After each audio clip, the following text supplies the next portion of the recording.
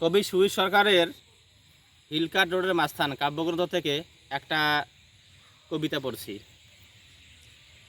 সর্বশেষ কবিতাটির নাম হচ্ছে কলোনি। কলোনির রাস্তায় বাঘ ডেকেছিল, কলোনির রাস্তায় ছিটকে এসেছিল হরিণ। এসব গল্পের আশ্চর্য এক জাদু থাকে। কলোনির রাস্তায় নদী ঢুকে পড়ে, আর নাচ থামিয়ে দেওয়া সেই ম্যাজিশিয়ান একদিন চুপি চুপি চলে আসেন গান বাজনার দেশে।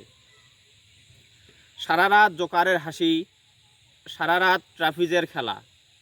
তোমার খোপায় আমি গম ক্ষেতের মায়া দেখতে পাই। খোপা থেকে খসে পড়েন হাসান রাজা। নদীর বাঁকে বাঁকে রেখে আসো খোপা বাঁধবার গান। তোমার খোপার দিকে তাকিয়ে থাকে শান্ত বেড়াল। আর একটি কবিতা শোনাচ্ছি।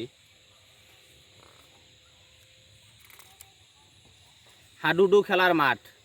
হাডুডু খেলা ভারতবর্ষ থেকে উদ্ভব হয়েছে। হাডুডু খেলার মাঠ ছোটোবেলায় দেখেছিলাম, এখন তো দেখাই যায় না সেরকম। হাডুডু খেলার মাঠ, যারা ঘুষি প্র্যাকটিস করেন তাদের বলি প্লিজ একটু কুল গাছের ছায়ায় চলে যান। লুডু নয়, দাবা খেলুন। বাংলা কবিতায় আপনি জাস্ট একটা উত্তরীয় মাত্র। রোদের ভেতর বেড়াল হাঁটছে, আপনার নখে আজকাল মোমের আলো। আপনার চোখের মণিতে আমি দেখতে পাচ্ছি হাডুডু খেলার মাঠ।